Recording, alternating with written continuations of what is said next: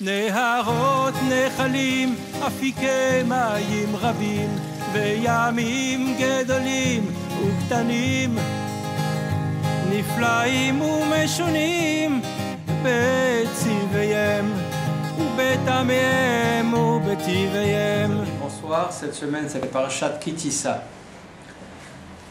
La parasha nous dit, donc c'est Dieu qui parle à Moshe Rabbeinu, il lui dit quand tu vas dénombrer les béné Israël, chacun donnera un demi-shekel, etc.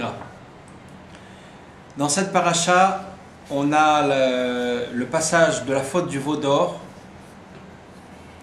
et les Chachamim nous disent que jusqu'à aujourd'hui, il n'y a pas une souffrance, que ce soit au niveau du clan Israël ou que ce soit au niveau personnel, il n'y a pas un problème, il n'y a pas une souffrance qui ne soit pas due en partie à cette faute du veau d'or qui donc se répercute, et on n'a pas encore fini avec cette faute qui est vraiment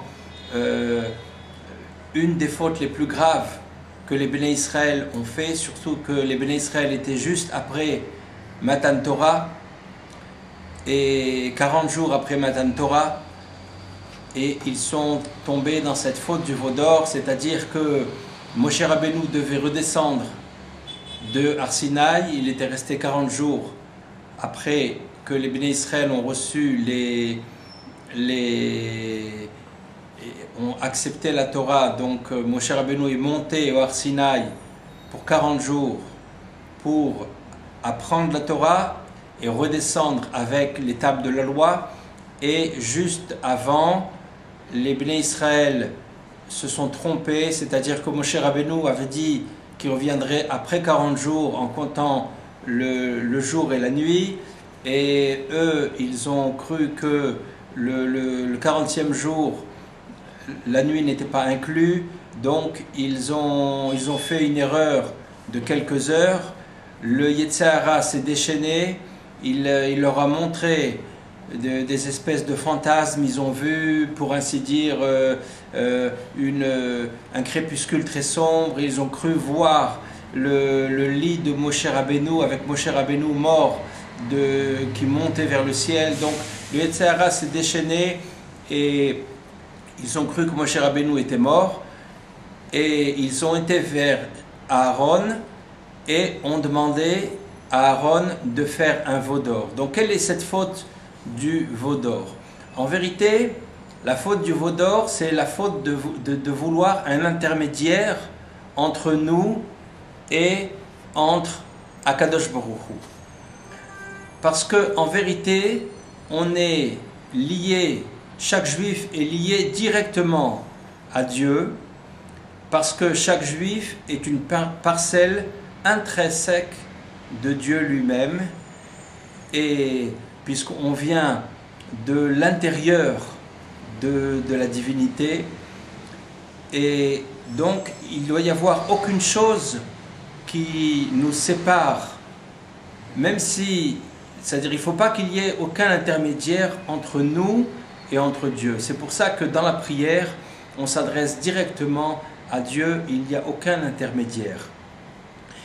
Et cette faute du veau d'or, c'est la faute de demander un intermédiaire. C'est-à-dire que pourquoi les gens croient qu'il faut un intermédiaire?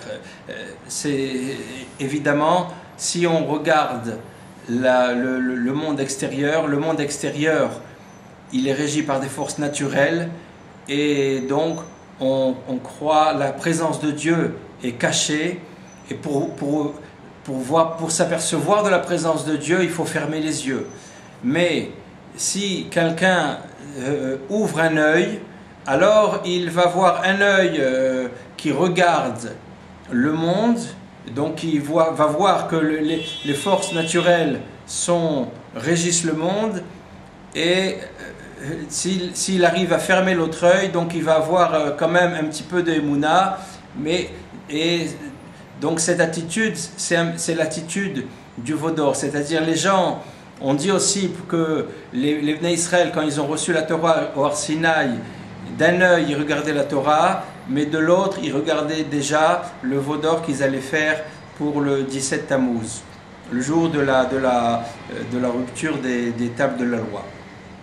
Donc le fait de garder un œil ouvert sur le monde, bien qu'on a fermé un œil et qu'on croit en Dieu, mais cette foi n'est pas complète, elle n'est pas absolue, et on a quand même un œil ouvert sur le monde, et donc on croit qu'il faut un intermédiaire. Par exemple, pour la subsistance, pour la parnassa, on dit que c'est Dieu qui nourrit, mais quand même, si on n'a pas de métier, alors on ne peut pas avoir parnassa. Et ça, bien sûr, c'est une erreur, parce que c'est Dieu n'a pas besoin qu'on ait un métier pour avoir parnassa, et on fait chacun un métier, chacun a un commerce pour d'autres raisons, mais pas pour les raisons qui croient que c'est son commerce qui le nourrit, c'est Dieu qui le nourrit.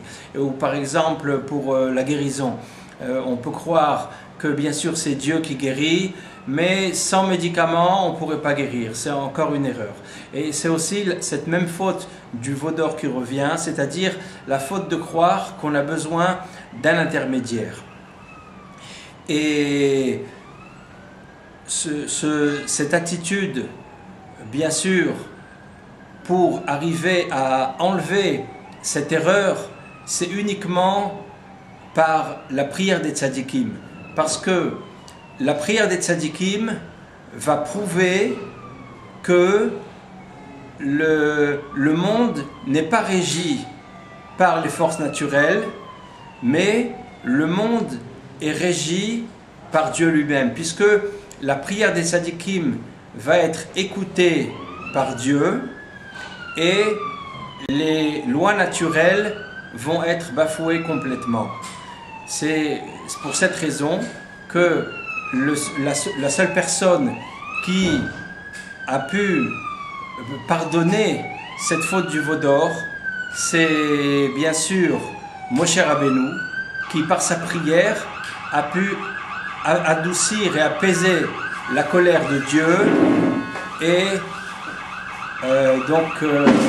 faire pardonner cette faute du veau d'or. Parce que la prière du tzaddik a le pouvoir d'annuler l'emprise des forces naturelles, c'est-à-dire de dénoter la présence des forces naturelles, et elle va prouver que c'est uniquement le Dieu qui est présent et que Dieu écoute la prière du tzaddik. C'est pour ça que, à notre degré aussi, la meilleure façon pour nous de ne pas faire et de ne pas perpétuer cette faute du veau d'or, c'est bien sûr qu'on se lie avec Akadosh Baruch Hu, avec Dieu directement, que ce soit par l'étude, que ce soit par les mitzvot, que ce soit par la prière, être lié directement avec Dieu. On n'a pas besoin d'intermédiaire. Chaque juif est absolument lié directement avec Dieu. C'est ce conseil qu'a donné Rabbi Nachman à chaque juif avec le conseil de Hitbodedut. Rabbi Nachman a demandé à chacun de faire chaque jour, quotidiennement, 1 heure d'Hitbodedut. Hitbodedut, c'est un dialogue personnel avec le Créateur.